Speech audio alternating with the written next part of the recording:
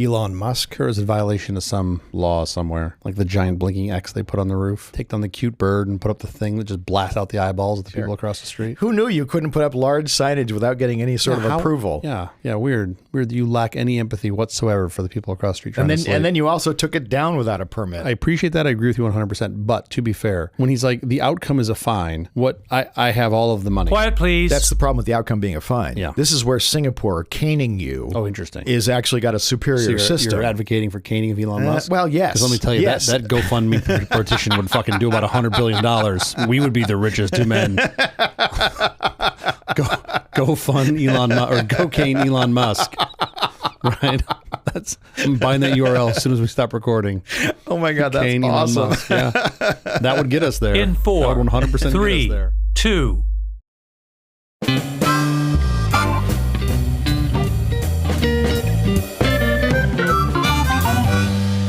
The Apple Company presents a truly terrible podcast. Welcome to Nonsense, episode number 35. I'm Jeff Parker. I'm Stu Little. This is our take on the week's business, tech, and entertainment headlines. This time, we'll look at beating the lottery and the invention of air conditioning. Those two things do not go together. Why not? Well, I guess if you invented air conditioning, then you win the lottery. Yeah. And by the way, if you lived in a world where there was no air conditioning, yes, and now you live in a world where there is air conditioning, yes, you won the lottery. That's a good point. That's better than the lottery. And if you win the lottery, I guess you could go then buy air conditioning. I don't want to bring down the festivities, but I do want to mention Bob Barker passing away because he was such a great, great man. I went and had myself actually neutered this year. Did you? Spayed and neutered? I literally did. Sure. Spayed and neutered. Take my uterus out while you're in there, too. He literally wrote checks for like $5 million for boats that would save whales who were not... Really? I didn't know that. Oh, it's an amazing story. Look it up. He was like such a staple. You could always just count on going to whatever, CBS at 11 a.m. and just hearing his voice. But beyond being that wonderful, sunshiny, consistent, wonderful personality, I have no idea what he was like in real life. Who knows? You know, as soon as they yell cut, he might have been the most grumpy, I think you would know by now if he was. Probably, yes. He always seemed very joyful, but he was a vegetarian. He was like, in every possible way I can think of, he was a great person. As someone said on Twitter,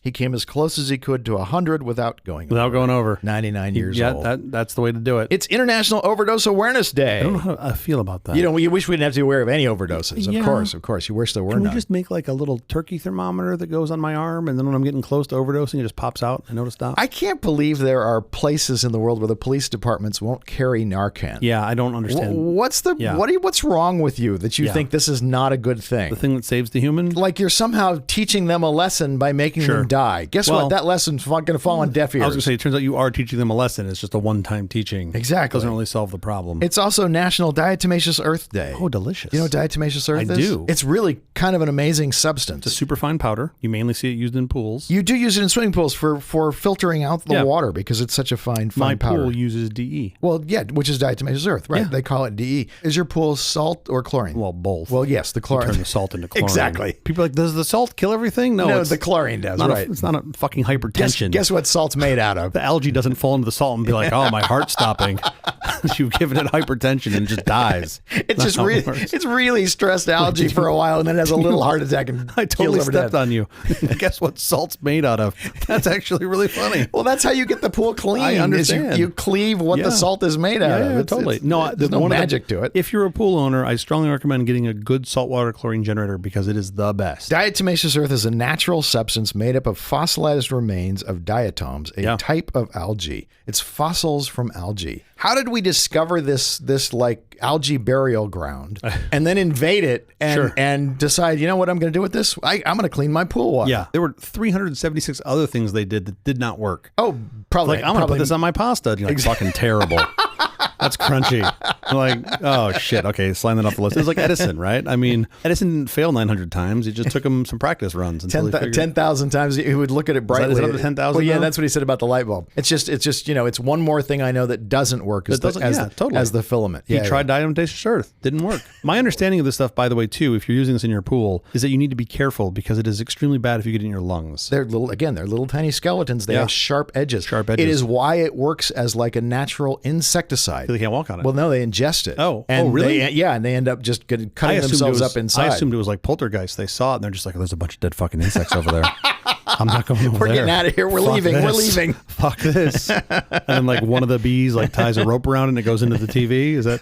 No, I read that once on the internet. Ants, cockroaches, bed bugs, fleas, and ticks. Sprinkle it on your carpet, your furniture, your bedding, and you'll kill fleas and their eggs. I love how we just went from whatever you do, don't inhale it to sprinkle it on your bed. Just like have a party. Just have a DE By the way, you can party. put it in dog food. Really? If your dog has fleas, you can put food-grade diatomaceous earth in dog food. Yes, and you will kill the dog's How does flea it get to the infestation. fleas? The abrasive glass-like edges on the diatomaceous earth cut through the flea's exoskeleton. Okay. How is your week going? So far, so good. I don't have a lot of complaints. My children are starting school. Oh, yeah. Which Back is to great. that. Both of my children school, I have noticed the couple times I've been there in the past week getting ready for school, it is cold as all hell inside. Like they have the air set to 11, which is awesome. Oh, yeah. All these places now, especially in California, have turf, artificial turf instead of grass. Which the bad That stuff shit's radiates. hot. Yeah. Oh my God. There is artificial turf where they've actually figured out, they've engineered how to keep that from happening. How's your week? Over the weekend, there was a high school party that my kid attended. Okay. So already I'm stressed. Of course. You wait till your kids get in high school. He's fucking you'll going see now. what this is like. 5-year-old's going to high school Is that parties right? now. Yeah. Is that right? Yeah, he sent me a picture of him doing like a keg stand the other day. It was originally supposed to be like the seniors that go to their high school. Yeah. And then it was some juniors came, and then a bunch of juniors came. No, my kid and then literally some got the text. sophomores came. Then other schools started coming. no. They had literally It's a real party. 200 plus people in this residential house up on Summit. Yeah. You know, the neighbors hardly complained about that, I'm sure. Of course. There were 5 police cars and 5 fire trucks. Wow. 2 kids, I'm friends with their parents. 2 kids passed out, had to go to the ER. Oh, no. One of them I don't know, may have just been too much alcohol. The other one I do know. He took a sip of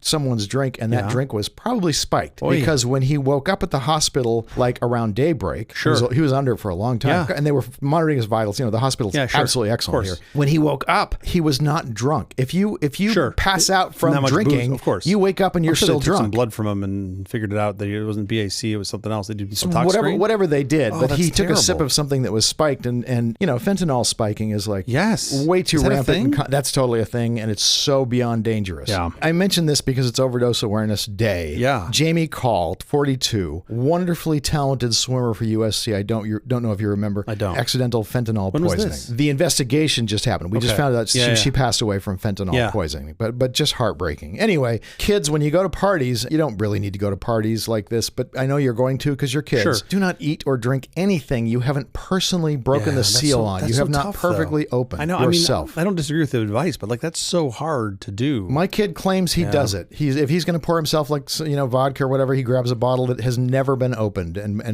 because I hammer away on him, I'm like, you do not know what is in that bottle unless you're the one who cracks the seal. Yeah. And so if he's going to have like a White Claw or whatever, and the minute you set it down or look away from it, you can't touch it now. It's dead. Yeah, you don't want to have to make all these crazy rules, but I also kind of want him to not be in the hospital. Yeah, or dead. Exactly. So happy Overdose Awareness Day on that bright note. Great happy. Was this supposed to be a funny show? Didn't we at one point start out with this being a humorous show? Those were good days. Meanwhile, the White House earlier this month asked Congress for nearly $800 million in additional funding to fight fentanyl overdose by expanding access to addiction care and assisting the Departments of Justice, Homeland Security, and Health and Human Services in working to reduce the amount of fentanyl entering the country. Yeah. Which is good. Hopefully they don't have to fight too hard. Hopefully they get that money. You know, here's my thing about this. We tried this a couple times before, right? Trying to stop bringing in all various drugs. That seems really hard. Yeah. Not that we're not doing because we're reasonable a job. big market for it. As long as there's a market for it, you're going to find a way to get it in. Can we spend a little bit of $800 million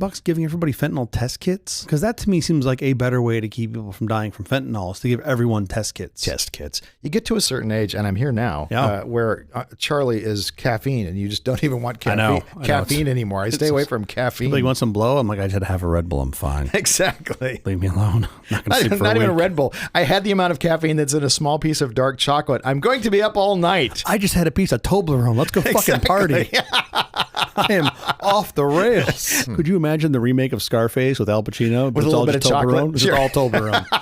It's like Scarface and Willy Wonka had a baby.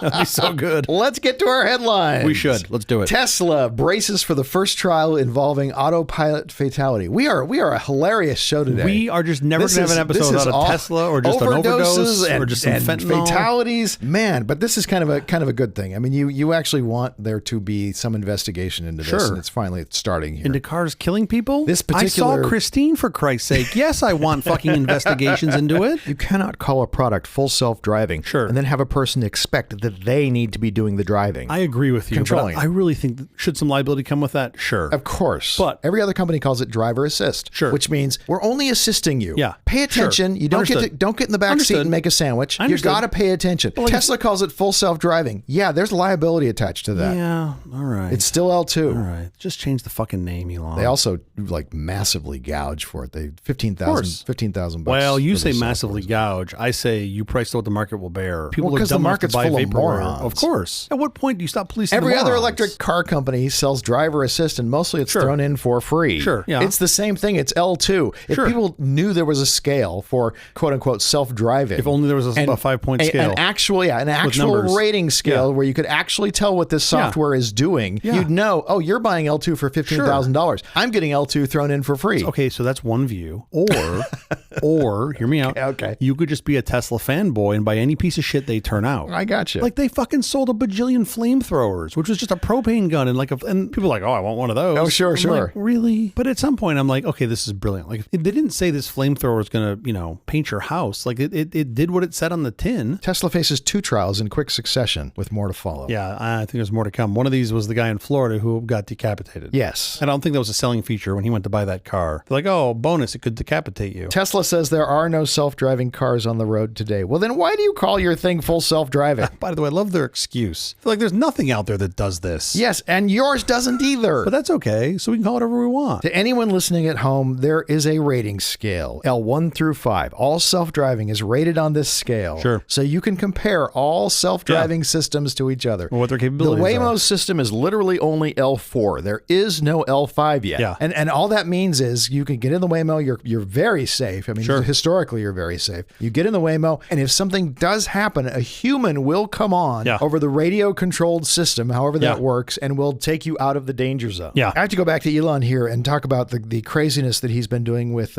X, what used to be Twitter, and what has happened with Starlink with Ukraine. With the Ukraine. Sorry, correct, where he literally offered service to the Ukraine. But kidding, just for the first 2 weeks, that was the free trial. Well, it was now you got to pay. It was kind of worse than that. It wasn't just for the first 2 weeks. It was for like this geofenced line. Yeah. And you guys get too close to what he deems or what Starlink deems is not acceptable, and they turned it off. Right. That was part of the problem. And then, he had this like real moral dilemma of, well, I don't want to support the war machine. It's like, why the fuck did you give it to them to begin with, buddy? Yeah, I don't think he has any introspection. Did you think they were baking cakes? They weren't fucking baking cakes. This is someone who admits that he is on ketamine. Yeah. He is on opioids. Yeah. We all watched him smoke a blunt on Joe Rogan. Maybe that's why he's making all these weird, crazy Twitter proclamations. And I mean, maybe that's why he's going off the rails. I'm more disappointed about him going on Joe Rogan than smoking a blunt on Joe Rogan. For sure. I'm just like, if any one of those I don't care if he smokes pot. I don't care what I don't care what he does. It's how it affects everything else. Tesla's had to lower its prices this year 6 times to keep to keep up with all of the other electric cars coming out. That's what you do with inflation. You have to keep lowering your price to match. Oh wait, that's not how that works. It's the other way around. While we're on the subject of Tesla, Texas has approved 2 Tesla virtual power plants to help out the state's power grid. Yeah, so this is one of those stories. When I saw the headline, I had to double check the URL to see if it was Babylon Bee or exactly.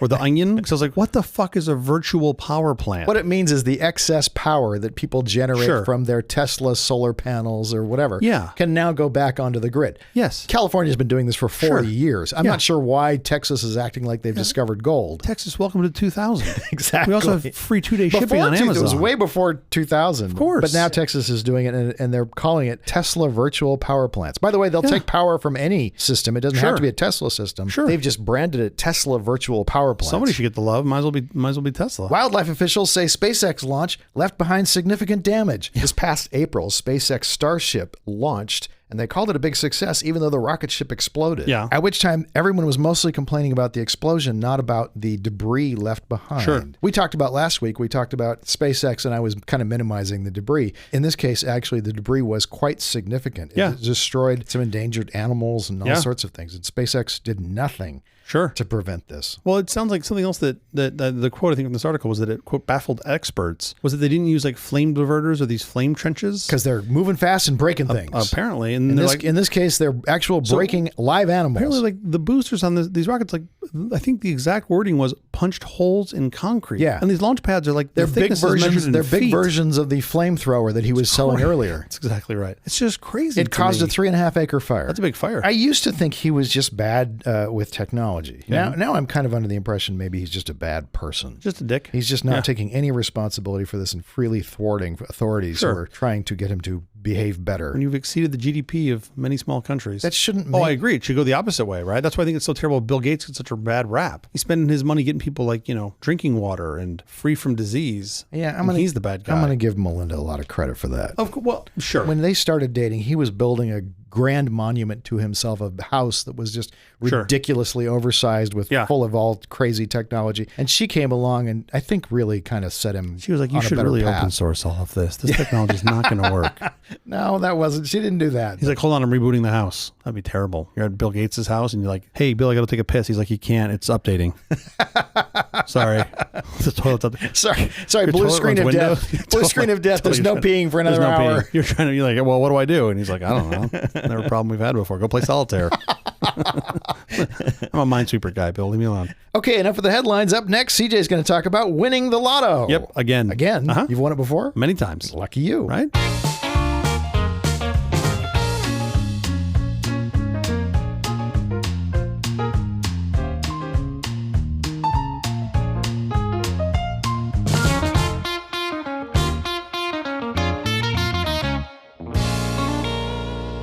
Are you familiar with the lotteries? No, never heard of that. What is that? They're fascinating. It's a guaranteed way for you to make money. Oh, really? That's nice. That's what I've heard. Sure. So we have Powerball and Mega Millions now. Those are the you big ones can't people win talk if about. you don't play. You cannot win if you don't play. Turns out the only way to win is by not playing. Yeah, that actually is how you win. Yeah, Matthew Broderick was right. Yeah. So you're familiar with Powerball and Mega Millions, right? These are the big, like, multi-state, massive lotteries. Yes. Okay. I took a look at the 10 largest paid out awards ever of those two lotteries. And you're talking about $12 billion have been paid out over those 10, the top 10. Yeah, it's $12 billion, right? All those have come in like in the past 7 years. And the average award is about $1.2 billion of those top 10. Yeah. But the average winner made about $993 million, which kind of surprised me. Because why? Why is that the case? So some of them got split? They got split. Yeah. But of the top 10, only one got split. You have two winners. Right? Well, only one, of the top 10, one got split three ways. The other ones were all single winner. Okay. Well, that brings down your average. It does to $993 million. Still not a bad There's parts of California you can live on that. Yeah. Well, for a while. I mean, you still have to go away from tighten your belt. You economize. Yeah, totally. You can make it. You're still going to have some ramen months in there in the middle. So the odds of this are insane. You know what the odds are of winning a Powerball or a Mega Millions? Of winning the whole thing? One in three is what I heard. It's 1 in 3. Am I wrong? It's really hard to get all three tickets, though. It's like Willy Wonka. They fit together. It's about 1 in 300 million. Okay. Which is pretty nuts. 1 in 300 million. The country has 300 million people. Yes. A little more than that. Not much more than that. It does. Now, for comparison, you are 23 times more likely to die in a tornado in any given year. Yeah. In your lifetime, you're 27 times more likely to die in a plane crash. Right. And you're about 5,000 times more likely to die by a bee sting or a hurricane. Okay. These are all things that you're way more likely to die from than winning the lottery. Yeah. I was just having fun with numbers when I was putting this together. You are 19,000 times more likely to get struck by lightning in your lifetime than win the lottery. 19,000 times in your Good lifetime. grief. Right? How crazy is that? You're 26,000 times more likely to bowl a perfect game.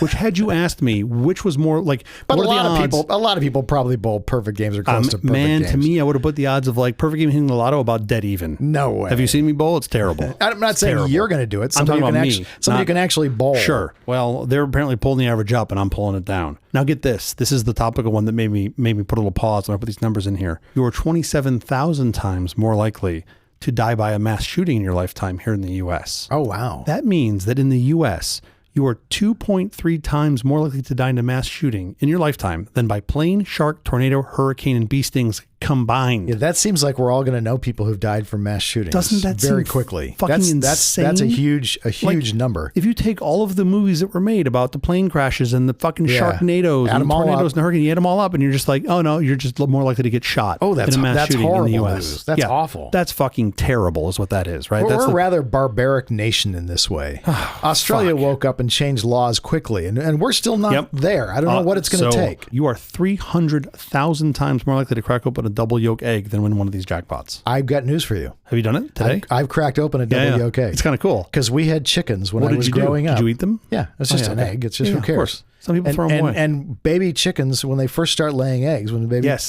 young chickens, they do make errors. They do have double eggs. I don't call it an error. I call that being super efficient. Yeah, it's a benefit, really. A 2-for-1. I think if it goes all the way to hatching, it's a problem. When they get older. But if you eat it, it's great. Sure. When it hatches, you just get, again, 2-for-1. You get 2 chickens. Who might be, genetically connected somehow. And this is good news you're really going to love.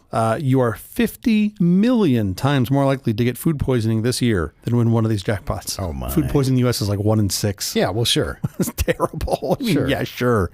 That's terrible that in a given year you're going to get food poisoning. I think probably a lot of the population gets food poisoning every year and they just don't know it. Because your system is so good at dealing with things like that. Yep. Yeah. I want to go back in time 30 years. Okay. I do too. Yeah, right. Oh my gosh, that sounds great. Yeah, it'll be a thinner. This is actually just slightly before we met. That's how far back this is. Back when you were happy. My son is older than you are when we met. Is that right? Yeah. Oh, I need to sit down and start smoking.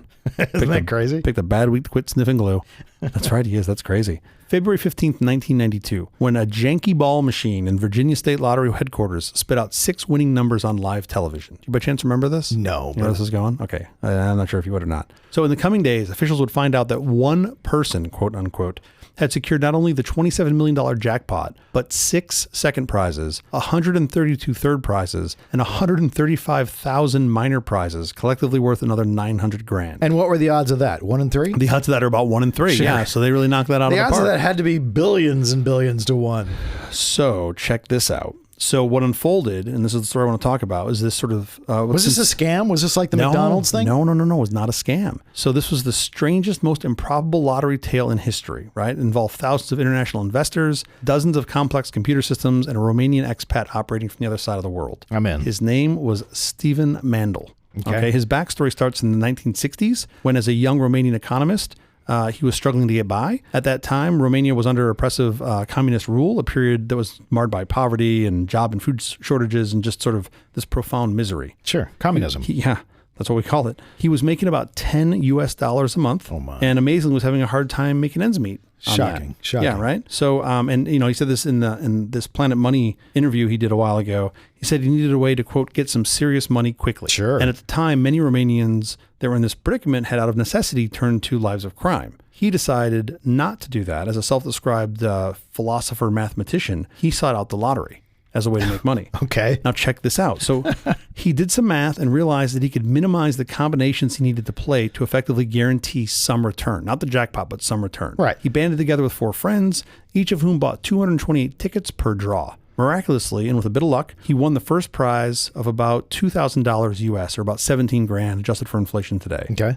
After expenses, he had made enough money to bribe foreign ministry officials and flee Romania for a new life. Oh, so he good basically for him. did this his first time to get out of Romania, right? Yeah, great. So now he's out of Romania. He's roaming around. Of course, now all of his investors are still stuck in Romania and they don't have anybody who can make them money. Well, they made money too. They can do what they want with it, right? I think everybody got a take in it. Okay, so now he's out of Romania. He roamed Europe for a handful of years before settling down in Australia. And he decided to set out to game the lottery in a different way. He figured that when the jackpot of a given lottery exceeded about 3 times the cost to buy every combination of ticket, he could likely make a decent profit. Over a period of years, he convinced hundreds of investors to pool their money together and create a lottery syndicate. He then developed a full-fledged automation system, a room full of printers, computers, all running on this algorithm that pre-populated tickets with every combination. Okay. Ultimately, it was the computers that revolutionized his process, right? Before, he'd been limited to writing out millions of combinations by hand, and a single mistake could ruin months worth of work. Right. Cost millions of dollars. So now he could just outsource all that to the machine, right? So throughout the 80s, his syndicate would wait until a jackpot was at least 3 times bigger than the cost of covering all possible combinations. Then he would move in to buy thousands of tickets. they managed to win. So these are when lotteries roll over. Yes. It can't be when a lottery happens in one go. Yes. It has to. You have to have money that rolls over. I should have covered this earlier. As a lottery, when there is a typical lottery, when someone does not win the big jackpot, that rolls over to the next week. All those tickets that get dumped from that week, and now we're starting over with the money, but without the tickets. So he would wait until these lotteries got big enough that there was 3 times the cost of covering every combination. Now I'm understanding it. Now check this out. They managed to win 12 lotteries. Sure. Right? And rake in 400,000 smaller prizes across Australia, including a $1.1 million haul in 1986. But by this point, his system had attracted some negative attention. His repeated wins prompted Australian lottery authorities to change the law, disallowing a single person from covering every possible combination. I was literally about to ask you, why did he have investors? Why wouldn't you pay for this entirely yourself? And now I'm seeing why. Well, now you're seeing why. So that was easy because all he had to do was find partners. Yeah. So he put together an investment group, gathered 5 more people who started purchasing tickets and splitting the prizes, right? They would just say, well, you buy 1/5 of them, I buy 1/5 of them. And so the next stop was a law that banned a group of people from buying all lottery tickets. I feel like the Australians are doing this very piecemeal. They're one step behind them. Yep. So then he was like, all right, he just established a lotto company and purchased tickets as a business entity, right? He just kept like getting one step ahead of them. I didn't know you could do that. Well, there he could at the time. It was also the 80s, right? It was the Wild West. They had Crocodile Dundee running around the streets down there. Like, it's Australia. Come on. So he did this like 12 times in Australia. And then he was like, all right, this is just getting too complicated. He knew the authorities were targeting him and the environment was changing, that he had to leave, right? He had to go somewhere else. So if only there was another country that had big lotteries. So he set his sights on a much bigger feat, one that would make international headlines ultimately and boggle the minds of lottery officials around the world. Mandel began by identifying U.S. lotteries where the jackpot had risen to at least 3 times the cost of buying all possible combinations, with the intent of pre-printing all the tickets needed to cover the lotteries. Ultimately, he printed out tickets for 6 U.S. lotteries, including Massachusetts, where you had a $37 million jackpot across about 9 million combinations, Arizona, which had about $11 million over 5 million combinations, and Virginia. Now, Virginia's lottery offered several advantages. It was new. It allowed buyers to purchase tickets in unlimited quantities and print them at home. Oh, wow. More importantly, its numbers only ranged from 1 to 44. Other states went as high as 54. Okay. This meant that with 6 picks, there were only 7 million possible combinations compared to the usual sort of 25 million plus. Right. So it's just less to execute on. He set up an agency with a major insurance company. He established a trust that convinced over 2,500 people to buy a 10-year whole life insurance policy with a $4,000 annual premium. I still don't understand this step, but that's what was in there. This allowed him to use the money legally to buy each person a stake in the lottery, right? So he could borrow against it? I'm guessing. The full value of it? I don't fully know why he did that. And you'll sort of see at the end, it even gets more confusing as to why that was the case. But in a Melbourne warehouse in Australia, he set up 30 computers, 12 laser printers, and he hired 16 full-time employees to print millions of tickets, pre-populated with every combination across these 6 lotteries. It took about 3 months. He then shipped this, Wouldn't the lottery be over by then, 3 months later? No. Because the numbers, this is the brilliant part of this. Right, the numbers are always the numbers, right? They change the lottery very infrequently in terms of the terms of it. So he pre-printed all these are called drop slips. He pre-printed all of them and had like a Virginia box, a Massachusetts box, right? Like had them all pre-printed, put them on a pallet, spent $60,000 shipping them to the U.S. and then just let them sit. So now he's waiting, right? Okay. He's identified the lotteries. Waiting for one to hit. Waiting for one to be in the window of where he thinks he can make money. Yeah. With the ticket secured in Virginia, Mandel had to wait until the jackpot hit a number that would make financial sense, right after taxes, overhead, paying off his investors. Sure. A state lottery prize typically starts in the low millions at the time, and then would increase as those drawings wouldn't go by with won. No winner, right? Yeah, with no winner. And this is how we end up with these billion-dollar jackpots today. No one has won in quite some time. Right. So he had to anticipate when to strike, and had hoped for the best that there wouldn't be multiple winners, because if you have multiple winners, you split the pot, which would just crush his margin. On February 12th, 1992. The Virginia lottery jackpot hit $15.5 million. Mandel told his team on the ground to go. Go. Execute. So as Mandel knew, the buy all combinations method of winning the lottery was more of a logistical than a financial challenge. Right? Sure, the hard part was executing on this. And while tickets could be legally printed at home, they still had to be taken to an authorized lotto retailer in the U.S. and paid for. Of course. Right? And processed. Mandel hired the accounting firm Lowe Lipman to transfer $9 million in investor funds to a bank in Boston, where it was cut into $10,000 cashier's checks. He then lined up in advance deals with Virginia-based retailer chains to buy the tickets in bulk. So the retailers benefit from this because they make money off every transaction, and if they sell a winning ticket, they get a bonus. Okay. So for them, they're like, this is great, right? This is super efficient. Let's go, sure. Okay, so his point person on the ground to orchestrate all this mayhem was an esteemed associate by the name of Antahali Alex. This dude was like outfitted in a gold Rolex. He always had on like a safari suit. He was a sweet talker who could make the world seem like a bed of roses, right? That's the quote that I saw. He was an ex-paratrooper turned Rolls-Royce salesman, turned oil prospector. He was fresh out of bankruptcy court with like $400,000 in debt. Of course he was. A bunch of maxed out credit cards. And he was just ready for any old action he could find. Right, so this is kind of the type of people you're getting to work on your lottery plan. The jackpot hit $15 million on that Wednesday. The next draw would be on Saturday. That means they had 72 hours to pull this off. Alex met with a team of 35 couriers that were all hired by Mandel. Most of them were certified accountants. They distributed these cellophane-wrapped bundles of 10,000 tickets with stacks of $10,000 cashier's checks. For 2 straight days, the couriers methodically descended on 125 gas stations and supermarkets. These were like at Farm Fresh, Miller Mart, Teeny Giant, like all these like locations throughout Virginia. These store clerks, their brains broke when they were asked to buy and process 1.4 million algorithmically generated lottery tickets. Sure. Right? Like all of these tickets had to be processed. By Saturday evening, the team was nearing completion. Then disaster struck. One of the chains who had sold tickets in bulk got overwhelmed and quit in the final hours, leaving 140,000 tickets, about 700,000 combinations of numbers on the table. Yeah. And they were fucked. They had no contingency, right? When the deadline for entry arrived, around 1.2 million of Mandel's 1.4 million tickets had been processed. Yeah. Mandel's foolproof plan, which was no longer foolproof. Was no longer foolproof. So he had about 8.5% of the combinations not covered. Oh, that's crazy. Right. So now you've gone from, if you covered all the numbers, right, your odds were 1 in 1. Now you're like, well, there's about an 8.5% chance. Of luck. Yeah, there's some real luck to this, which I just find is like the irony of this in the story Still a small of lottery. It's small, but you know, you used all your dry powder doing this. Right. Okay, so now it looked more like he was a regular lottery ticket than you know what it should have been. At 11:20 p.m. on February 15th, the numbers were drawn on live TV. In a nearby warehouse, Alex and his team waited with bated breath. Then the victorious shout came. They'd won. They found the $27 million ticket. Everybody, the quote was that when they found it, everybody was 6 feet off the ground, right? It was the most incredible thing in the world. It was purchased at a Farm Fresh in Chesapeake. The ticket had been processed in the twilight hours, right? It was like one of the last ones. Alex's diligence had paid off. From his home in Australia, Mandel sent out a short message to his 2,500 investors and said, quote, one of our target lotteries did jackpot to our required level. We entered and we won. The $27 million jackpot, remember there's another $900,000 in secondary prizes, was to be paid out in 20 annual installments of $1 million. Okay. But Virginia's lottery czars had other plans. Although everything Mandel did was completely legal under both U.S. and Virginia state law, the Australian group's feat was interpreted as an effort to, quote, cheat the traditional system. Sure. The Virginia lottery director, this guy named Ken Thorson, pled to the press, we might remember Thomas Jefferson's view of a lottery. It is an opportunity for the common man to spend a small sum for the possibility of a higher prize. And he said, we never anticipated a group trying to make such a large purchase, which I had no idea Jefferson played the lottery. That's your problem. Exactly. Yeah. Mandel was subjected to an investigation involving 14 international agencies, including supposedly the CIA, the FBI, the IRS, the National Crime Authority, and the Australian Securities Commission.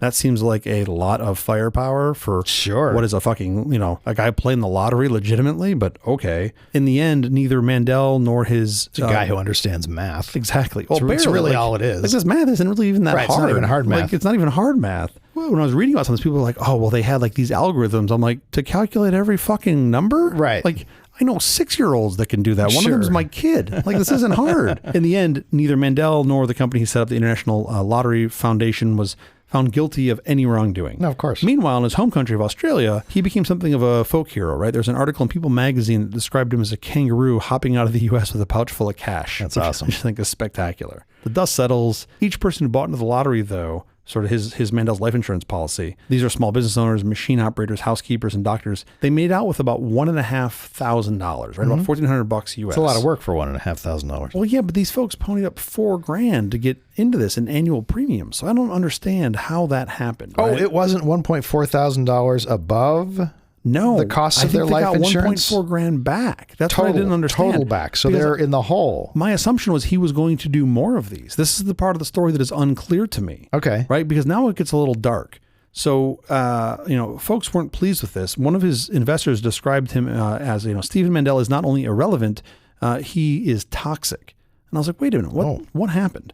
So apparently Mandel paid himself a one-time, quote, consultant's fee of $1.7 million. Sure. And then sold the annuity on the 20-year payout to a U.S. insurance company for a lump sum of $14 million. After overhead fees, which was like $5 million for the tickets, $500,000 in expenses, he was left with a bunch of money. And apparently that never got distributed. So I don't fully, there's a gap in there of what happened. And I couldn't find anything that talked about that. It seems like he may have just... It seems like before you take the investment, before you agree to be part of the... You have to be able to see that payout formula. You'd like to know what that looks like. I'm assuming or you just say no. They were planning on doing more of these, but it sounds like this dude walked away with $10 million. Yeah. Right? Or $15 million. So records show that he funneled this cash into a Pacific Basin Fund, which was a Hong Kong-based account managed by his brother-in-law. That's never a good sign. Okay. He then wrote a 1994 letter to investors that said, quote, "What we calculated to be the reality has changed. It may not seem like such a hot investment now." And then he just stopped writing investor updates. Oh, my. And it's like, well, wait a minute. That seems like a weird outcome. Just a few years later, in 95, Mandel declared bankruptcy. He then spent the next decade running various investment schemes, one of which earned him a 10-month jail sentence in Israel for the alleged non-publication of a prospectus in a cooperative society, which I thought was a very strange charge. It's an interesting way of putting it. Dropped later. Today, this dude is spending his days at a beach house on a remote tropical island in Vanuatu, which is a country off the coast of Australia. Right? He lives a quiet life, and he is, quote, retired from the lottery. Retired from scammery. He's retired from scamming, apparently, although he should come back to the U.S. because it's alive and large now. His associate, this guy, Antahali Alex, his one-time associate, he also dropped off the grid, keeps a low profile somewhere in Illinois. He said years later, you could not have written a script as good as this, right? This is a one-time real life, better than fiction sort of deal. And the most detail I could find on this came from an article in The Hustle, which I'll put into the links. They finished by saying, quote, "While they were able to piece together the logistics of Mandel's 20-year lottery career, he's never revealed the minute details of his algorithm. As he told an inquiring AP report in 1992, that would be like Coca-Cola revealing their recipe." Oh, yeah. I'm like, what fucking algorithm? What's your algorithm? The algorithm is $1 for you, $2 for me. Yeah. Well, maybe more. One for you, sure. 100 for me. Sure. Interestingly, his legacy still lives on in the U.S. All 44 states that run lotteries have now enacted laws preventing the profitable replication of Mandel's strategy. In effect, this secures him a title as the first and last man to ever successfully game the lottery by buying every possible combination. I thought this was crazy. I remember when this happened. I remember seeing this as a kid. I distinctly remember on the news. How come this isn't a movie? It does seem like it should be a film, right? Yeah, totally. All right, up next, Jeff's going to talk about beating the heat, historically at least. Sort of.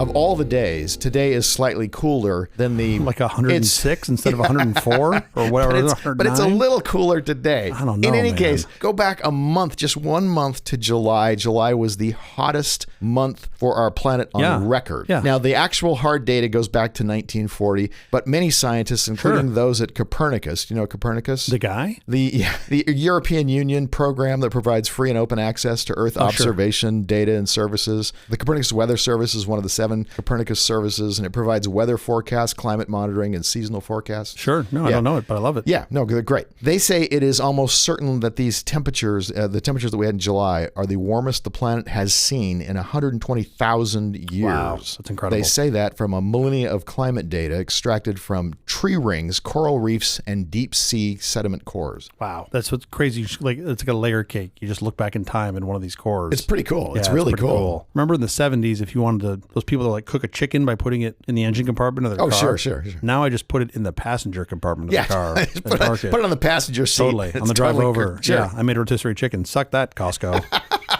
Your $5 chicken. It cost me $12, but still, I got my own chicken. So while we should probably spend this episode talking about human-caused climate change, and on this show, how it's increased turbulence in aircraft, instead, I'm going to chicken out and take the easy way out for this episode. And instead of discussing climate change and human-caused climate change, I'm going to discuss the miracle of air conditioning. I love it. In 1758, the very first documented testing of evaporative air conditioning occurred. In 1758? 1758. So, wait a minute. Yeah. You're telling me air conditioning is older than this country? Yeah. That's crazy. Yeah. Benjamin Franklin good old in Ben. Philadelphia Yeah. on a very hot summer day in a sweaty shirt. takes off his sweaty shirt and puts on a dry shirt, and discovers the sweaty wet shirt is cooler. Oh, interesting. What's going on here that's making the sweaty shirt cooler? He gets with a fellow scientist and conducts a series of experiments that show what is the basis for what is our modern day knowledge of evaporative air conditioning. He and a chemistry professor from Cambridge University in England, John Hadley, they used a bellows directed at a mercury thermometer to quicken the evaporation of liquid. Interesting. The mercury thermometer bulb, they dipped it in water, they blew air at it, and they noticed that, wow, they could make the temperature go lower, 64 degrees at the time. They could make the temperature drop significantly by blowing air at it to make the evaporation happen faster. Well, this worked so well, they thought, well, let's dip it in alcohol. By then, they're probably drinking, and they're saying, you know what we ought to do? Hold my beer. Put my mercury stick in it. So he dips the bulb in alcohol. They blow on it. And, of course, they can lower the temperature even lower. Of course, So then they go, well, if alcohol's good, ether must be even better because it evaporates faster. Of course. Well, who doesn't have ether at the house? Of course. They dip the thermometer bulb into the ether, and they blow on it with the bellows, and they take it down from 64 degrees all the way down to 7 degrees Fahrenheit. That's impressive. Which means ice crystals have formed on it. About a quarter of an inch of ice has formed on the ball of the thermometer. This is the beginning of evaporative air conditioning as we know it. Ben Franklin's line is, from this experiment, one may see the possibility of freezing a man to death on a warm summer's day. Wow. I don't know why Ben went from, hey, let's just cool everybody down and make everybody comfortable, all the way to murder.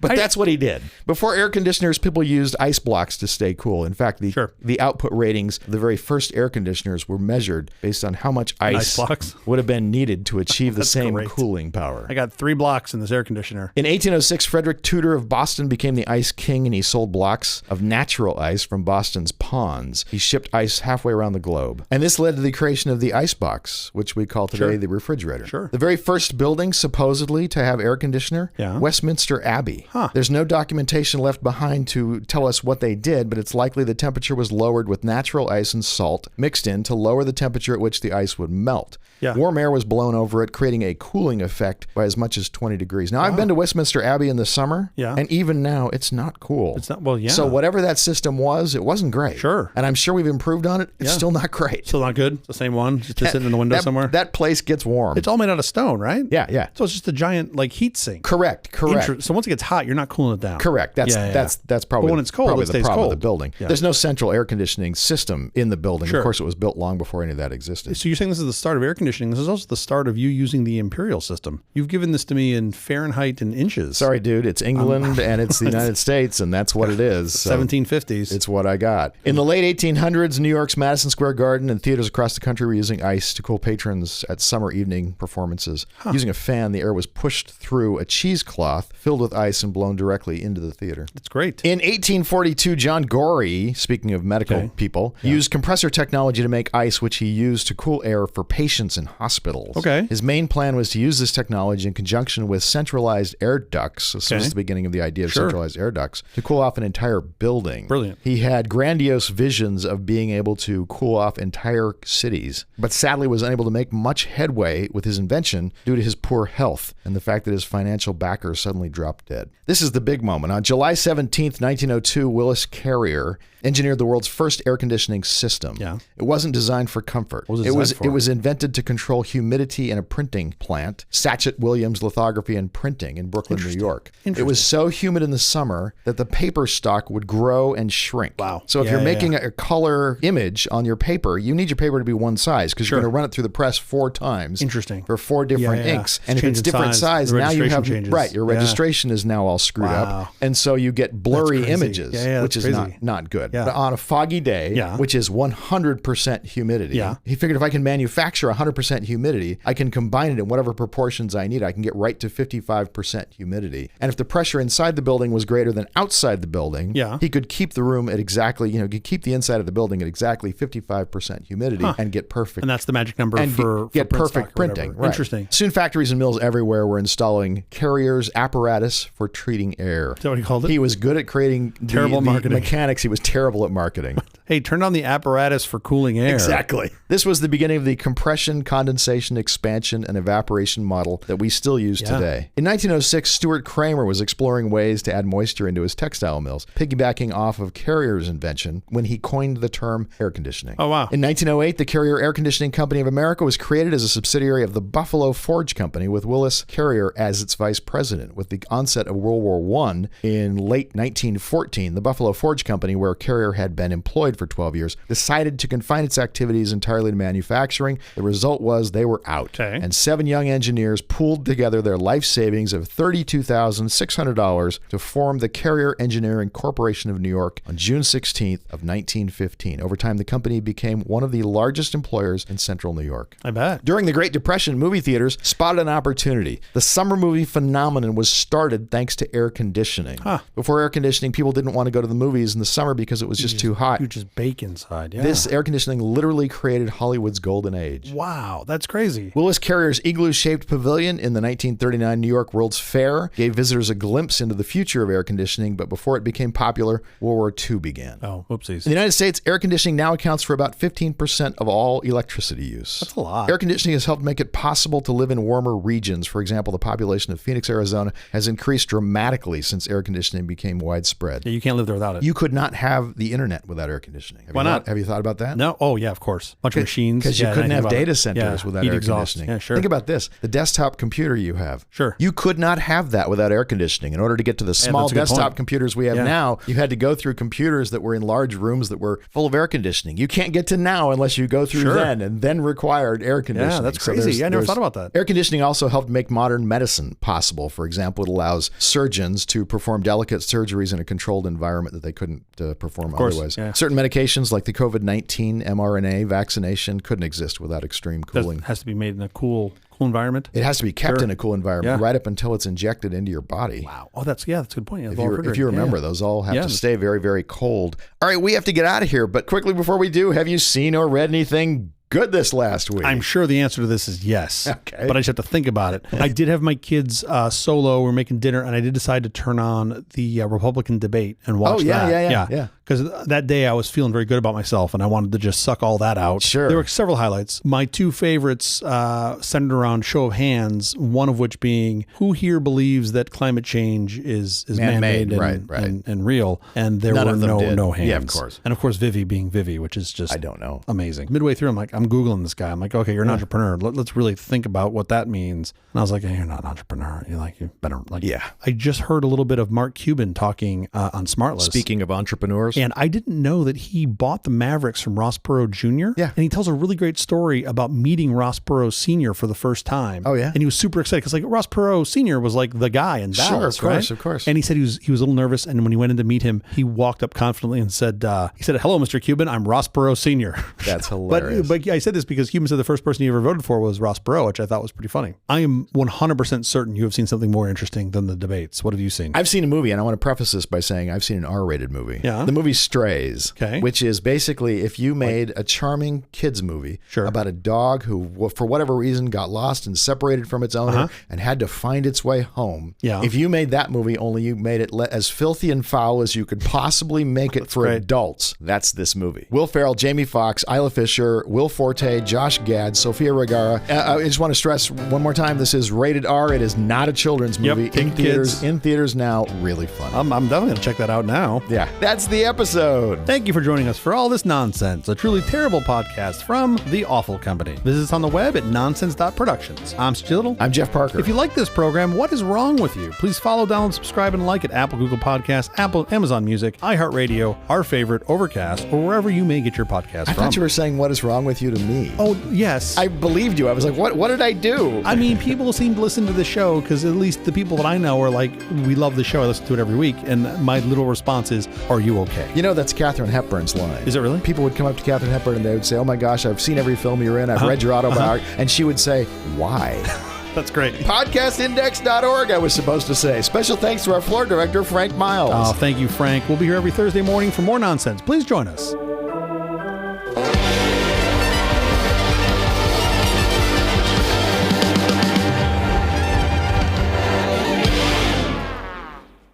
No, I think this is the good stuff.